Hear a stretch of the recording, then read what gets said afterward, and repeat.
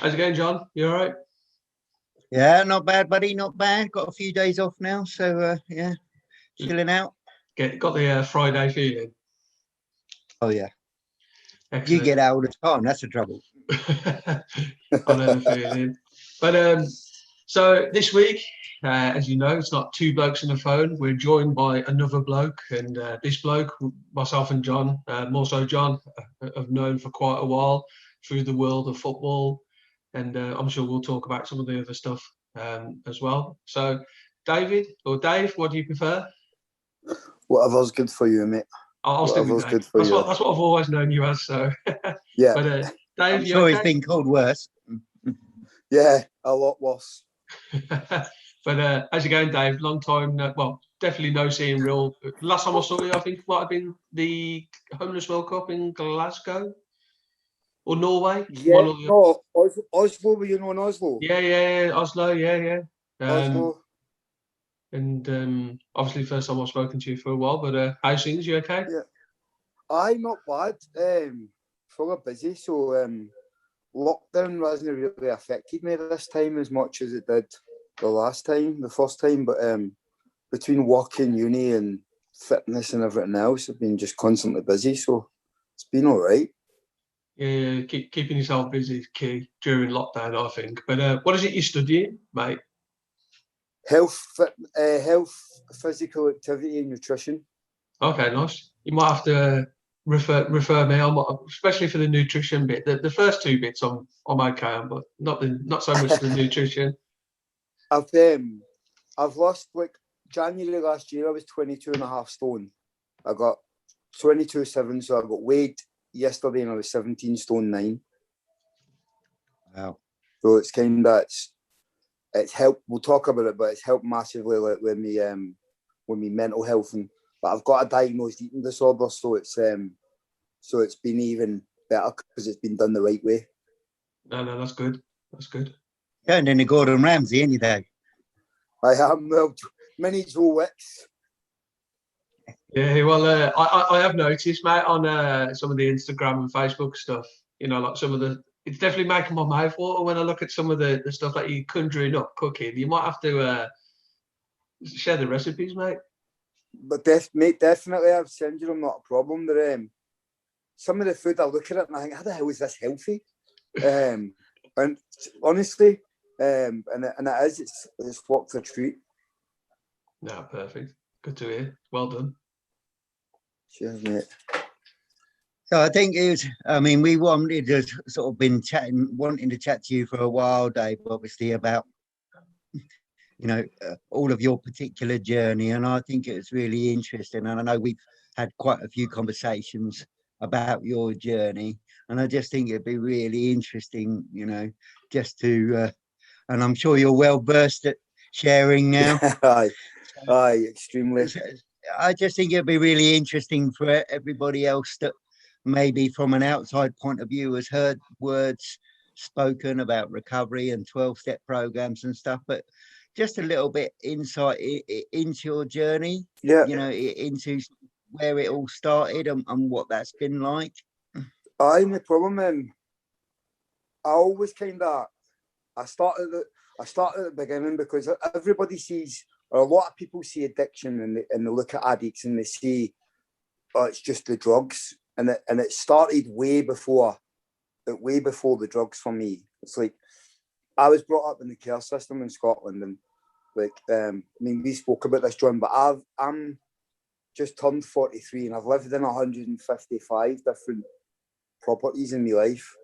And between the sort of age of, but up to the age of 16, I had 78 different placements, whether that be children's homes, foster care, you name it. And two of the biggest things in my life have kind of been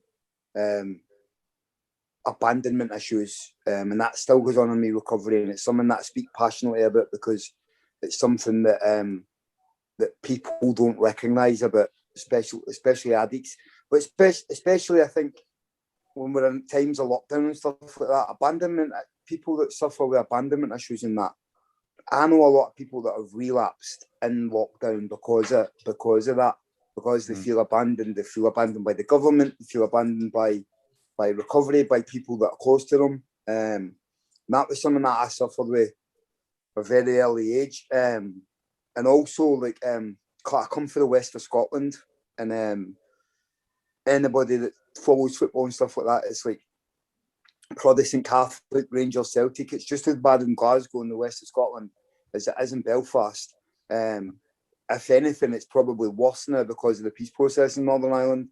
So everybody moved over to Glasgow. And my earliest experience with that was I went to a foster carers, and they were wanting to adopt me, and they had me in, and I was in there for a couple of days, and then brilliant, absolutely amazing. And then they were going through my clothes, and they found a Rangers top. And bear in mind, this is 1985, so I was only 6 or 7 at the time. Within 2 hours of finding that Rangers top, I was sitting back in the social work office looking for a new foster carer, simply because I was a Protestant and a Rangers fan. I mean, that's proper deep-seated, isn't it, Dave? You know what I mean? Yeah. That is deep-seated stuff. Massively, and it's something that's affected me my whole life. It's like, from a very early age, it's that hatred. I didn't have an inkling about Catholics and Protestants or anything before that. And then after that, I hated all things Catholic, all things Celtic. That was my life. I hated it. Didn't want to be anywhere near them. Because they abandoned me because of my religion and because I was different. And then, like, I went to a different foster carers, and that was my first experience of drugs. I had a foster brother, and he died in the next bedroom to me, a heroin overdose. And I had never known what drugs were. I was 7 at the time.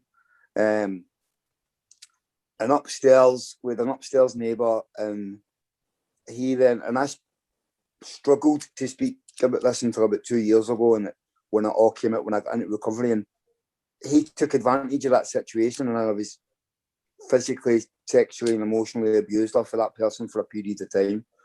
And a lot of people hold a lot of shame about that, and for a long, long time I did. And now I speak about it, and I'm fine speaking about it in this environment because it's important, because men don't speak about this stuff.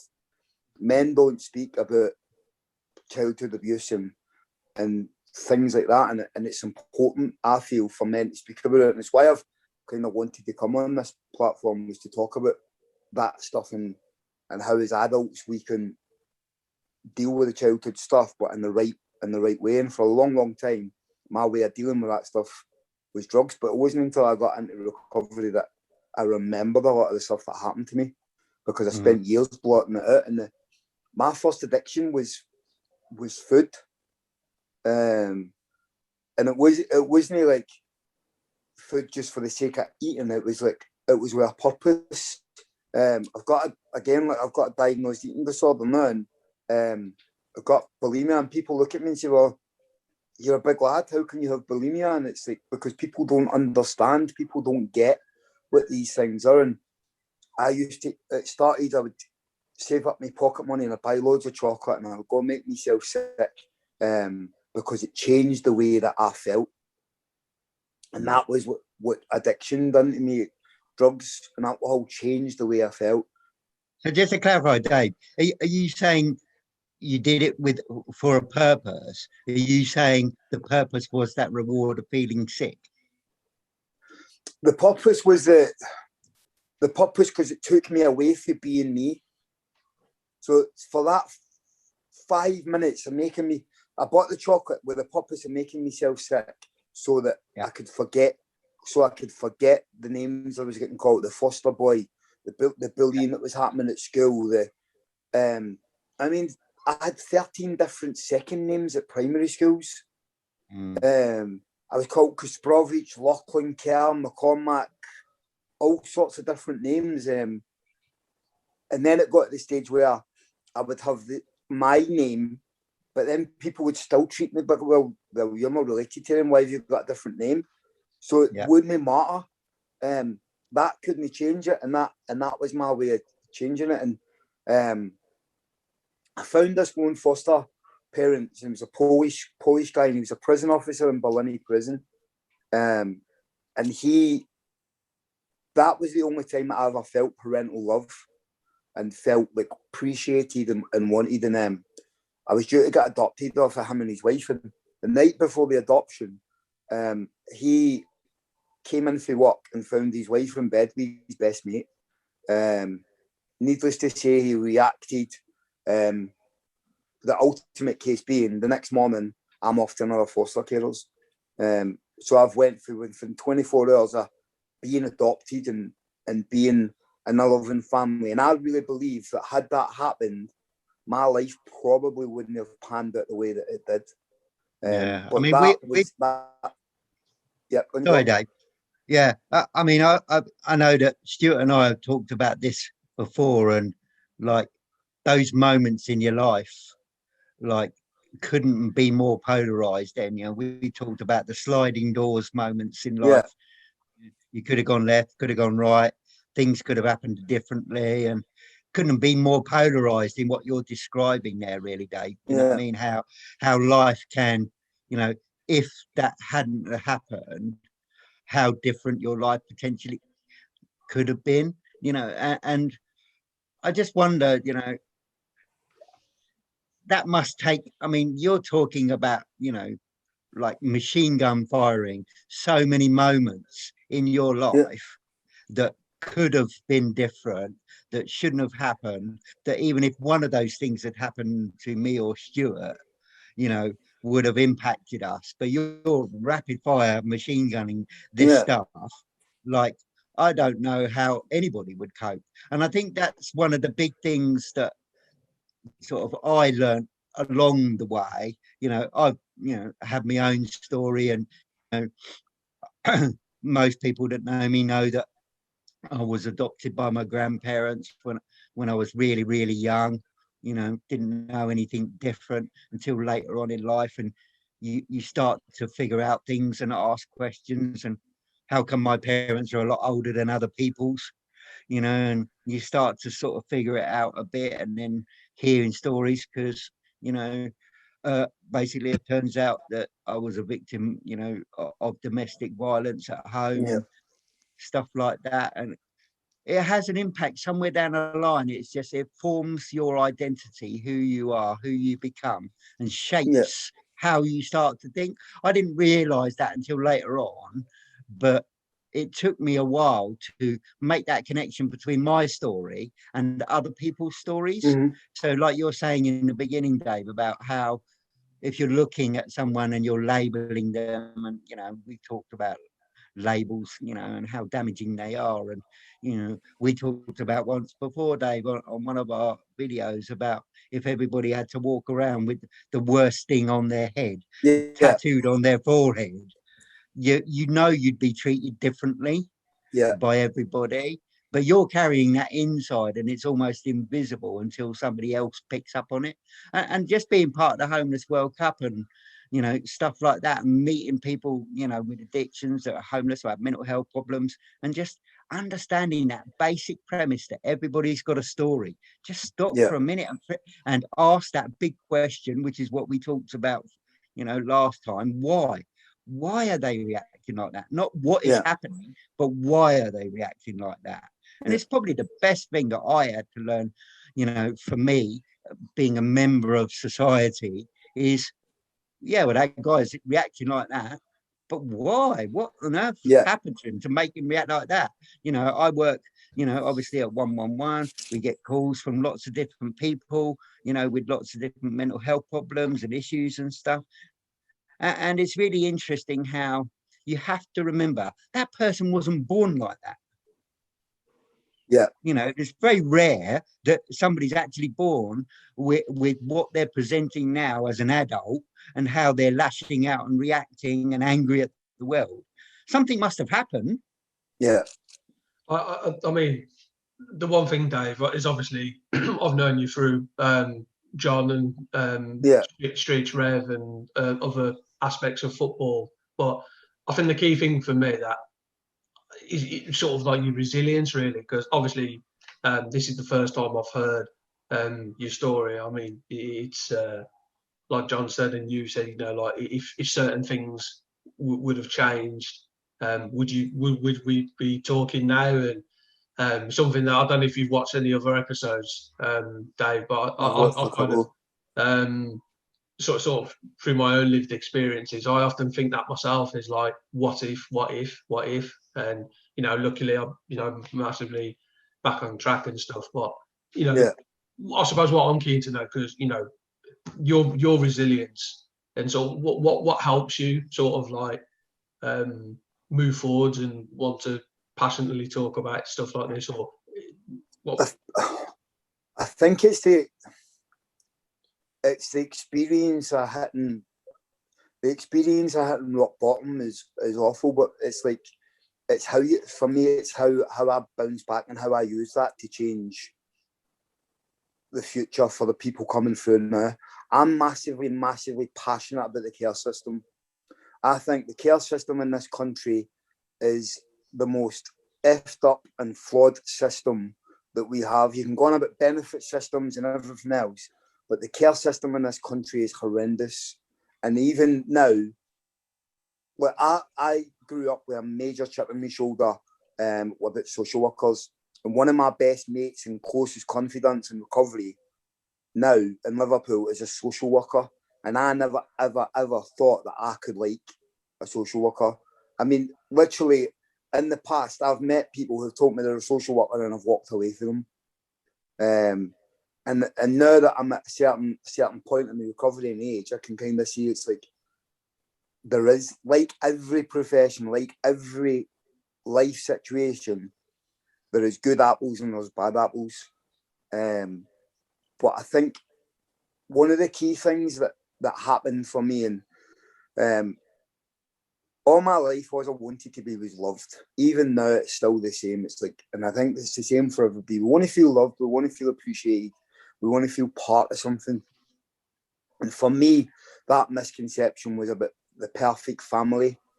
So, and I never had that. And like, I didn't ever really have a relationship with my mum, and my relationship with my mum's still not great, but we talk, and in my own way, I love her, and in her way, I'm sure she loves me. But 21st birthday, I got a phone call. I was in my own flat. I was doing all right. I had moved away from sort of jumping about and gang fighting and stuff like that, and I got myself a job in McDonald's, and I had my own flat. I was doing all right. I got a phone call, and it was my dad, and I didn't even know that my dad was still out there. So I went literally for having no family near me, to having my dad, stepmom, a brother, a sister, within the space of 24 hours. Gave up my flat, gave up my job, moved to a different city to move in with them. 6 months later, I was addicted to ecstasy, homeless, addicted to fruit machines, and back to having nothing again. And it's that experience that has kind of shown me that there's nothing, you can't make something perfect. What we have today is use our bad experiences and good experiences to then share. Not men especially don't share about the shit times. Like, you hear a lot of people, like, I was at a meeting today and people were saying, oh, you look amazing and everything else. And do you know what it is? I can actually look in the mirror and say, I look really good at the minute, and it's not coming for ego. However, if I don't share the stuff that's going on inside the body and inside the mind, then how can I make a positive impact on anybody? Do you know what I mean? And I think that's what I've learned in life, is that we've all got stories. We've all lived bad experiences, good experiences. It's how we share that with others to do good, and not for a place of ego, and not for a place of look at me, look at how great I am. Because, you know, I might be 2 years and a month clean, but I've still got flaws. I still fuck up. Sorry about the language. I still mess up day to day. But I get up in the morning and I go again. And I think that is probably my best quality, is resilience. I've been through so much crap in my life, but I've also inflicted so much crap, and I think that's how the resilience works, because if it's all right to say, well, I've been through this, and it's not about making excuses for me. It's about owning my mistakes, looking up and saying, right, this is where I want to go. I questioned my sexuality for years because of the sexual abuse I went through, and it happened when I was a kid, and it happened again when I was a teenager in a children's home of somebody. And for years I thought, oh no, that was just sexual experimentation. When I look back and it wasn't, I was manipulated and thinged, and people, and unfortunately in life that happens. But how many people don't speak about that stuff?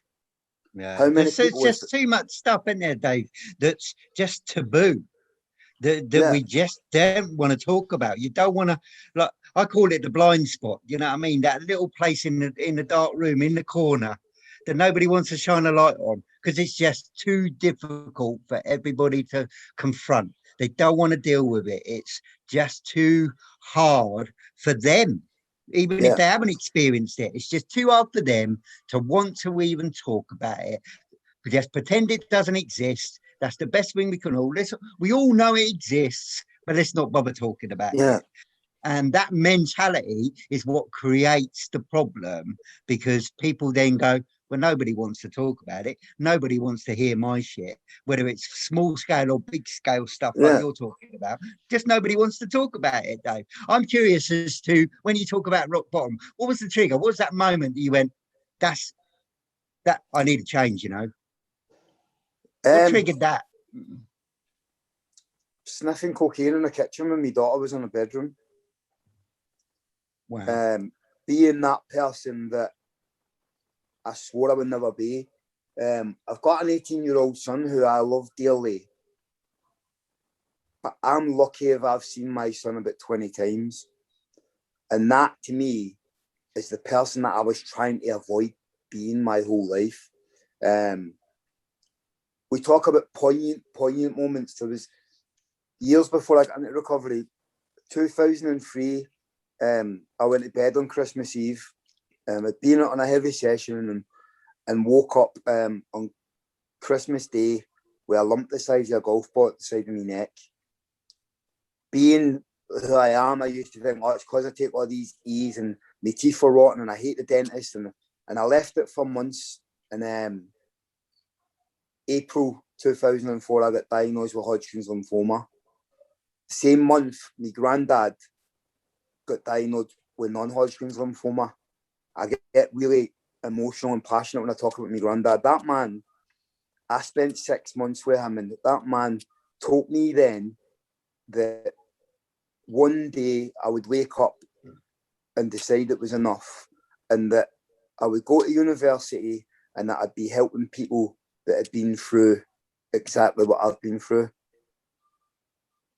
He died on Christmas Eve 2004. At a minute past 12 on the Christmas day, I was in a nightclub taking cocaine, taking E, drinking 24 hours after having chemotherapy. But that still wasn't a rock bottom for me.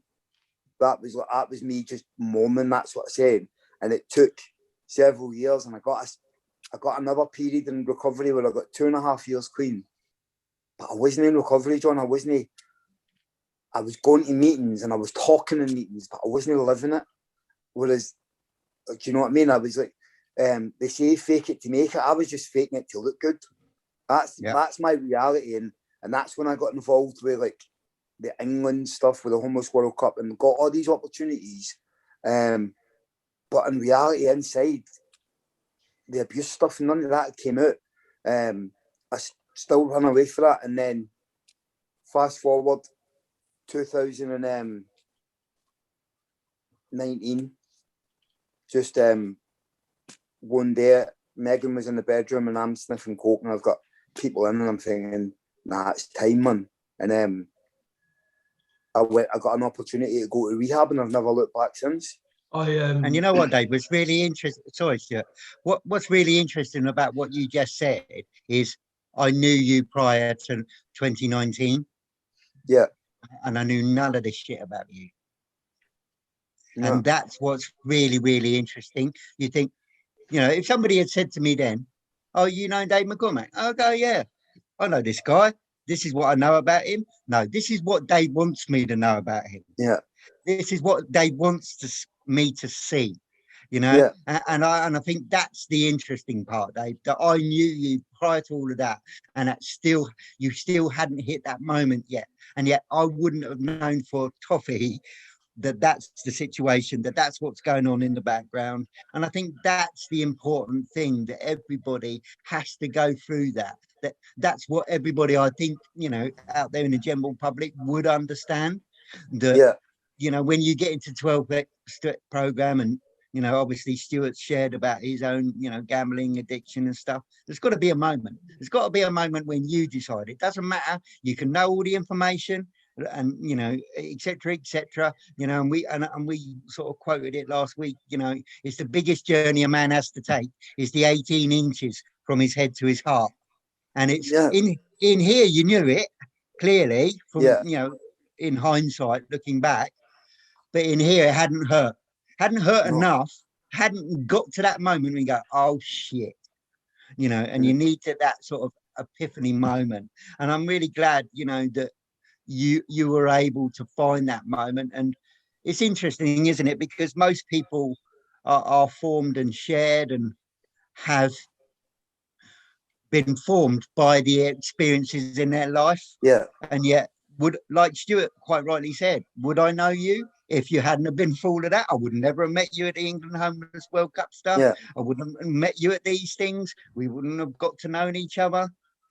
And that's the almost like the positive spin, isn't it, on the sliding doors, is you can't take parts of it away without actually being who you are.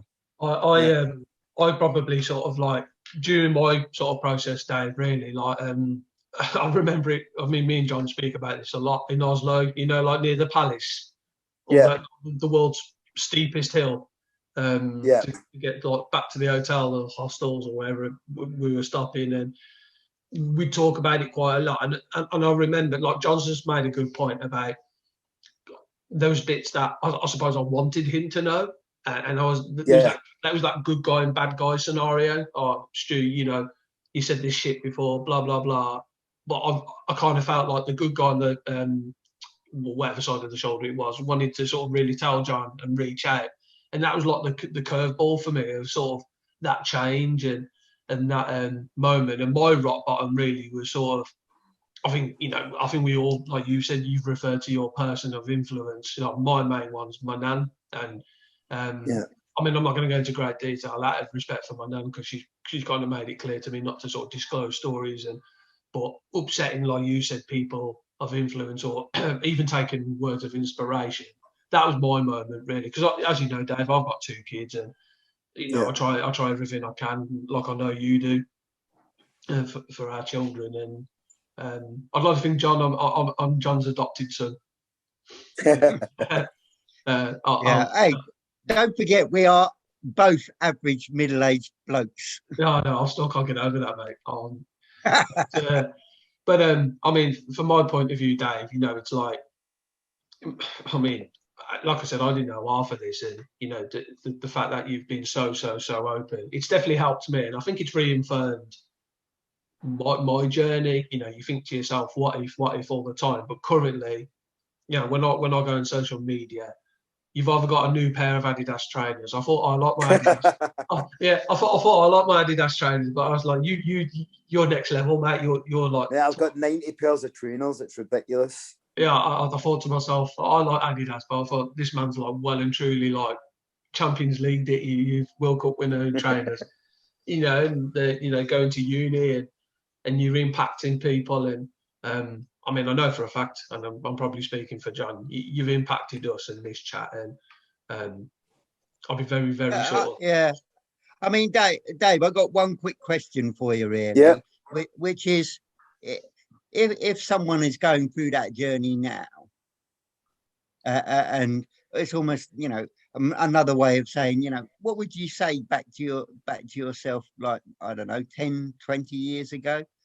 if someone's going through all of this shit, you know, on whatever spectrum or scale that is, Yeah. you know, we're not, you know, there'll be people out there that maybe have had a very similar journey to you. And like I said, you know, a shitload of, you know, trauma that you've had to deal with. But there's other people on that spectrum and go, yeah, but that's not me. I'm not there. I'm not that bad. You know, what would you say to somebody like that that's listening? We'll never think that bad until we're lying on the gutter. And that's the thing. And it's like, just don't give up. What have you got to lose by showing just a little bit of faith in somebody? Because the way that I look at it now is that I showed faith in a system that never worked for me. And for a lot of years, I shut off for that and said, well, I'm never going to trust anybody again. But then, and I still get let down now off of people that I thought I would trust.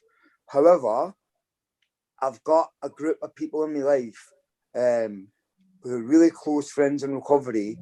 One, as I say, is a social worker, and he's an inspiration, and he's the one that got me on me fitness journey as well, and he inspires the life out of me. And I trust them, and you know what it is? They've never let me down. And it's just about having just that little bit of trust. You don't need to go, I could have never done this chat. Oslo, I would have never been able to speak about this stuff.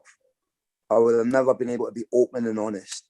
And every time I trust somebody and I get through that day and they've not shared what I spoke about, then that means I can trust somebody else a little bit more. And it's just about, even if it's picking one person who you identify with, even if it's, so if somebody's watching this and they've been through the sexual abuse stuff and they've been through the eating disorder, but I've got personality disorder and PTSD as well. It's like we get all these conditions and that doesn't define us. What defines us is how we cope with it. So if there's anybody watching this, reach out. Even if like they get in touch with yourself and Stuart and want to speak to me, I'm happy with that, because that's the power of this stuff, and that's how we change people's perspectives. I've got no doubt, because when this is on YouTube, I'll share this on me Facebook. I don't mind people knowing, and I've got no doubt that I will probably lose a couple of Facebook friends. And it's not, and I don't take that personally. It's not because they can't stand being around me or they don't know I was that type of person. Or it'll be because it's brought up some stuff for them and they're too embarrassed to come and speak about it. And exactly, David. I mean, it's like I said, you now shine a light in the dark place they don't want to look at. They don't want to talk about it. They don't want to, and it's I truly believe, really passionate about. It's the only way that things are going to change. We keep shining a light in the corner and going, this shit happens. What are you going to do about it? What is your response? Is, you know, what Dave's got to do, what Stuart's got to do. No, what is your response to this now? It was the biggest lesson. I mean, in my job, you know, of sports development, coaching, tutoring, all the other bits and bobs I'm involved with, that's the biggest lesson. That John's just said, that taking ownership and looking at it. And I remember, and I've spoken about this before, that moment of taking control and reaching out and looking in the dark spot. And trust me, it was a process, which I'm sure is similar to you, Dave. You know, I mean, I can't even comprehend and imagine, you know, like what, you know, the thoughts and the emotions that you've been through. But I just remember. I mean, I've worked. Sorry, Stuart. Sorry. I mean, it's really interesting because I think that person. It just popped in my head. In all different areas of health and social care and stuff that I worked in, the one thing that I always remember is in that moment, you've heard something, seen something, or someone said something to you. Don't be that person that doesn't do anything with that. So there must have been people in your journey, Dave, that had seen things, heard things, witnessed things.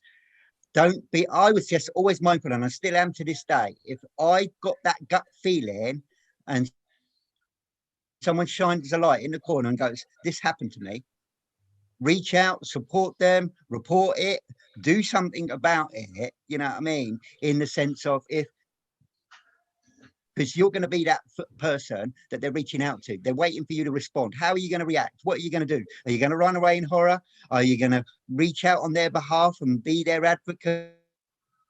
The things that every single person, small actions can take, if that's what's being in their circle, you know, and is happening. Once the light's been shone, now you have a responsibility. How are you going to react? And I think that's, sorry to jump in, but that's what something I wanted to get off my chest with. There's a saying in the fellowship. My sponsor said it to me, and the people that I spoke about have said it to me, is let me love you until you can love yourself. And that saying is like a mantra in life for me, because I struggled to love myself and still do some days, but I'm starting to get there. And look, it's great that Stuart brought up about the trainers, and I think this is important, is that when I was living in foster care, my foster carers used to get 350 quid a week from me. But what would happen is my foster brothers and sisters would get all the best clothing, all the like Adidas, everything else. They would get all that. I would get like your equivalent Primark back then, which was a lot worse. Gola or their hand-me-downs. So I swore way back then is that when I could, I would make sure that I looked the smartest and had the best clothes and stuff that I could. And some people say it's not about material things, and it isn't. It's about what's inside. But for me, that's a sense of achievement for me as well. And it's like, I'll never ever go back to that. And it's like the same with my daughter. My daughter will never go with it, because she saved my life. Her being in that bedroom when I was taking cocaine, as horrific as that sounds, saved my life. It's and that say that with love, compassion that I never ever thought I would have. Yeah, I mean, I hear that loud and clear, Dave, and I think you've got so much to say that I think we really, really, really need to sort of reschedule a second one, Dave. Yeah. Because I think there's a lot more to unpick in that. 100%. And with that in mind, Dave, only because I'm cautious of time on the call, but I think for me, the biggest thing I want to say, and I know John will think the same, you know, you definitely inspired us, and you know, we're thankful that you've been open and honest. And the last thing I'll say, because obviously everyone knows where to share, like, and subscribe, but more importantly, you know, let people love you until you can love yourself. And please check in, Dave. One day we'll hopefully get to see you in real life again. Yeah, definitely, mate. But no, as always, John, thank you. And Dave, don't buy any more trainers unless they're a 9.5 for me, please. I'll have my 10 on